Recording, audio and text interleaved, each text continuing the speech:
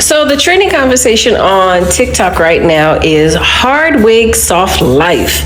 The ongoing joke is black women who wear wigs that are little, kind of out there, kind of beat up, not all the way situated, they tend to attract rich white men. Glad to have you, amazing viewer. It's another exciting time, another educational video collection of TikTok videos. I must mention. TikTok got wonders. Is this a myth or reality? Hard wig, soft life. So they have a tutorial of people like showing how you can mess up your wig to attract a millionaire. Check this. She has a full episode on TikTok showing women how to mess up their wigs to attract those white, wealthy men. Hard wig, soft life. Where I, your host Ruthie, teach you the ways of attracting a billionaire. Step number 1, honey, if the wig is on your hairline, wrong, push it back and up. Higher, higher, ladies, higher. The higher the wig, the higher the income. Earn it. Move the hair forward. Take pieces, twist them quickly, faster. You don't have time, the billionaires are getting snatched up. Sing it with me. The wig is high, it's tilted, it's matted, it's slanted. You must accessorize a hot. Now that you've perfected the hair, lipstick, loud and proud, you want hot pink, bright red. Do you think we're going to go on the lip line? This is too nice. It's too perfect. Okay? Outside. Whatever you learned in school about coloring inside the lines, they were wrong. Now.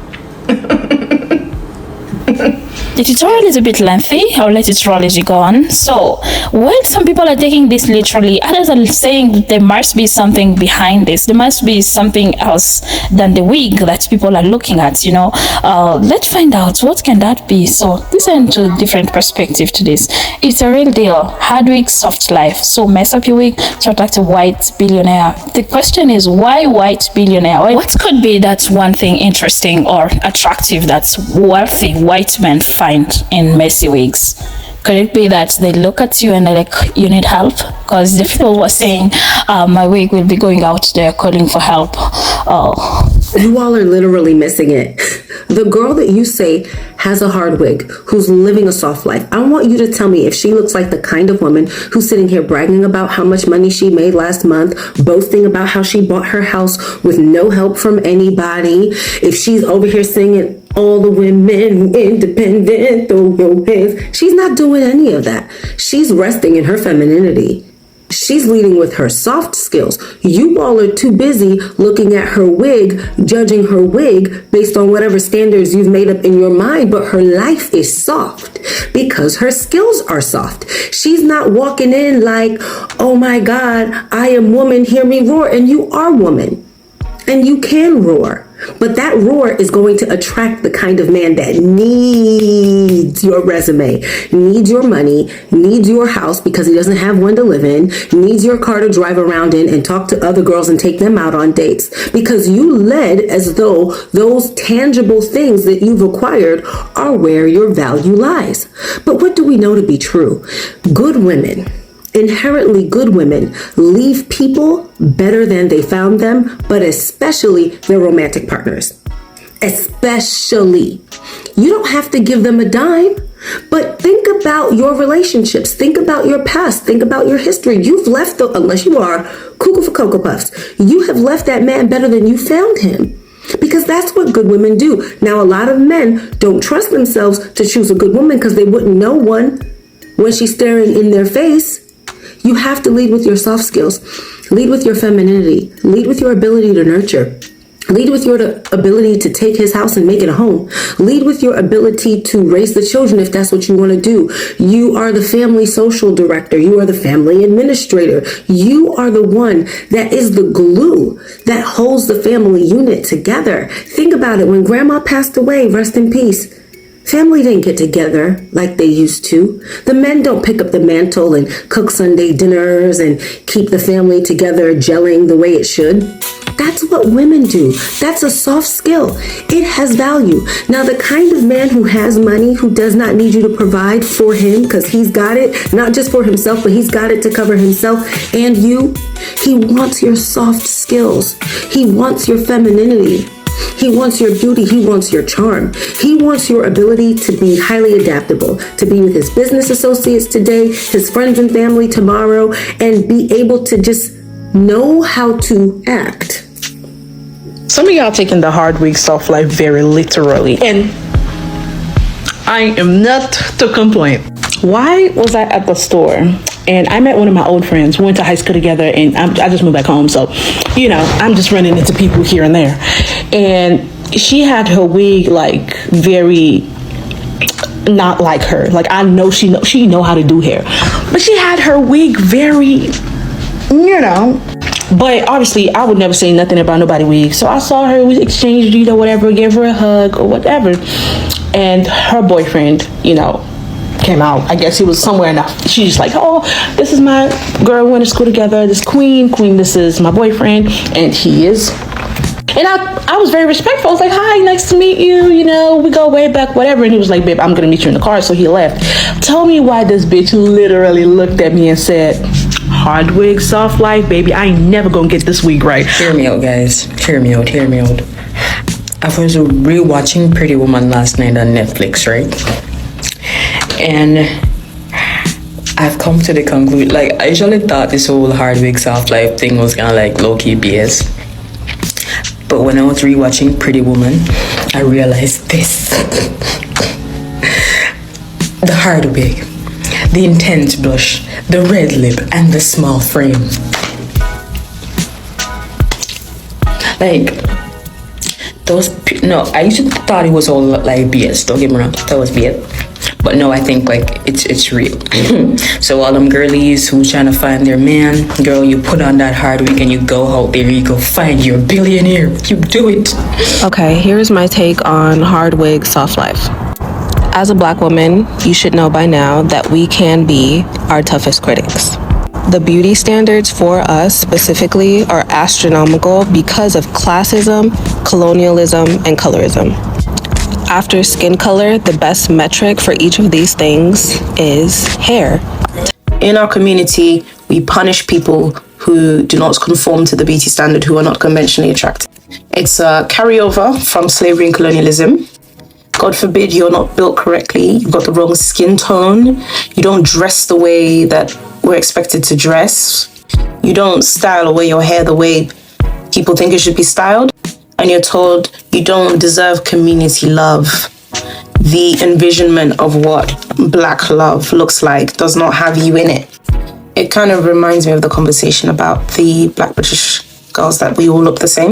The reason why everybody dresses the same is because the social rejection, the weight of that for not conforming, nobody wants to take the risk. And then if you do happen to find somebody that accepts you as is, people are gonna laugh and say it's because you don't dress properly, you don't do your hair properly, like in this Stitch video. Okay, so I've been hearing about all this talks of like a hard wig versus soft wig life situation. And I was like, that's bullshit, because why would anybody want a woman who walks around with a crazy looking wig? Like, why would you want that? But then I worked for an airline. I lost my airline ID, actually got stolen off me on this train, which is crazy. I had to go in and get a new ID before I made my other flight to go on vacation. So my airline, or any airline, y'all know, they don't tolerate this like different color hair dye stuff that I like to do. So what I did, instead of dyeing my hair black so I could go on vacation, I did my little dye thingy and I put on this little old wig that I had.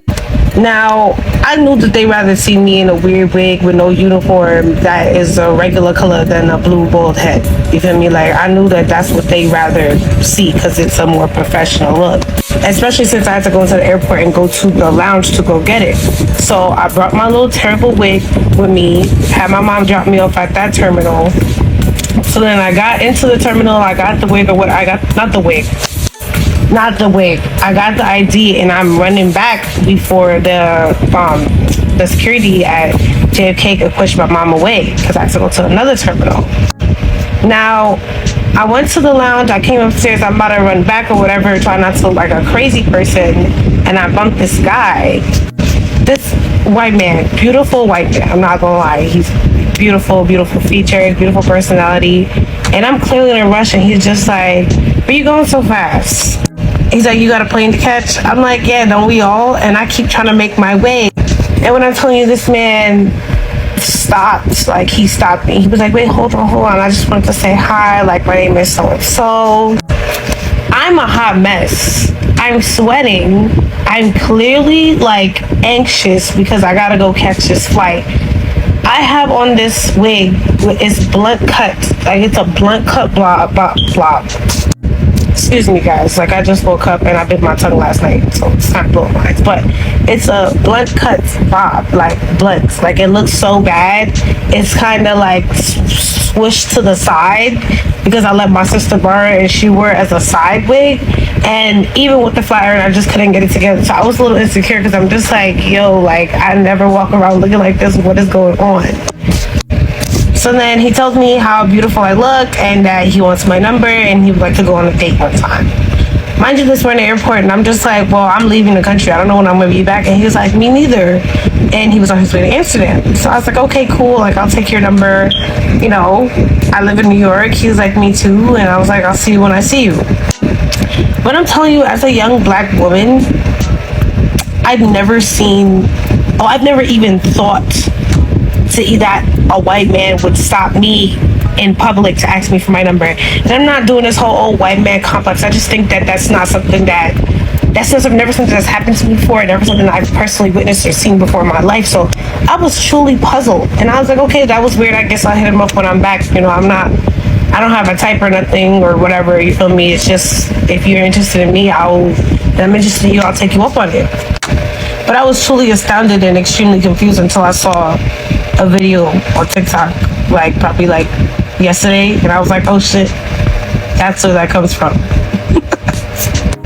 So, should I go on this date with my blue hair, or, you know, get me a nice little haircut, or should I put back on the little shiesty mafia looking wig? I keep seeing this dialogue online about hard wig, soft life, and I honestly think I have a different perspective as someone who grew up around a lot of white people. I have a very strong feeling that it's not because of the hair. I actually think it's the proximity to whiteness that is what's captivating these white men to date that type of black women. It's what they're used to. Think about it. The school that I went to only had 4 black girls in my grade. I was one of them. And now I don't have 4C hair, but the girls who did were tending to do some of the hairstyles that the white girls in my class had. And let me tell you something. A messy bun on 4C hair is not giving the look that you think is giving. And those girls were the girls that the white boys in my class were accustomed to seeing. Now, I have a strong opinion that the girls who went to more affluent black public or private schools, those girls already had a built-in system that taught them how to do their hair, how to lay their edges, how to get a sleek back bun. But the girls in my school were not given that because we just didn't have the proper resources or knowledge, right? The people who were mostly around us were people who didn't know how to handle our hair. They didn't know what products to use in their hair. And as a 3B, 3C curl girl, I didn't know how to do my hair. I'm trying to use the gel that the white girls are using in my hair. Is that's cute.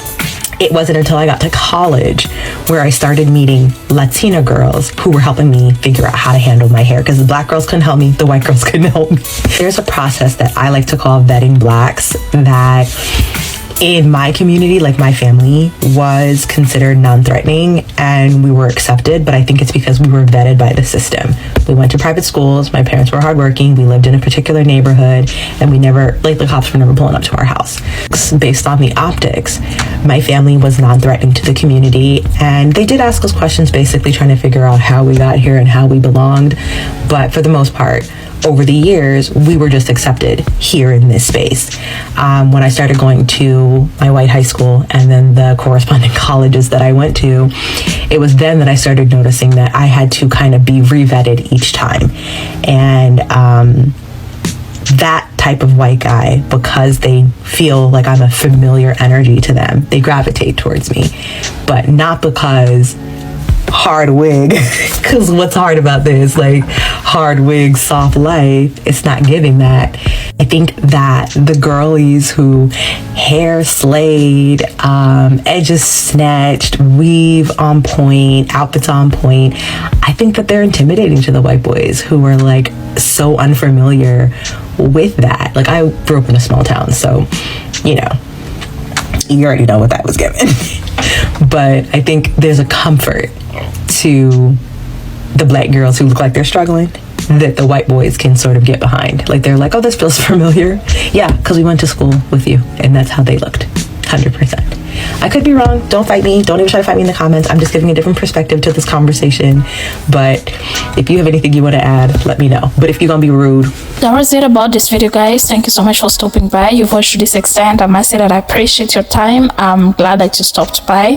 Yeah, so that was it. I really can't give conclusive statement to this. Everyone has their perspective. But I just want to tell you guys, sometimes when you have money as a lady, don't show up. Don't really show up. So even though you are rich, even though you can afford everything that you're wearing, that nice wig, and no matter how much you spend on it, guys, try to be humble, because you need that man who will find you in your femininity and handle you as the diva that you are. So even though you are wealthy, even though you have money, even though you feel like you're self-sufficient, kindly try hard, play humble. And I feel like the whole thing of hard wig soft life has to do with humility. It has to do with, yes, I have the cash, but that's not what will attract men to me, you know, because if that's what you expose out there, so you will get gold diggers, you know. Not only women are gold diggers, there are also men who are looking for women who will take care of them, and that's what you're experiencing. Most men are stay-at-home men, and women are there taking care of them. Guys, let's open our eyes. It's not just soft life, hard wig soft life, but it's about humility of heart, humility of just be humble and be that diva. Wait to be treated as a diva that you are. That was it about this video. Don't forget to comment to the video. Don't forget to subscribe. Leave your thought kindly. Like the video, share, and also don't forget to check out my other videos. One thing to mention, this is not an update channel. Goodbye for now. I appreciate your love and support.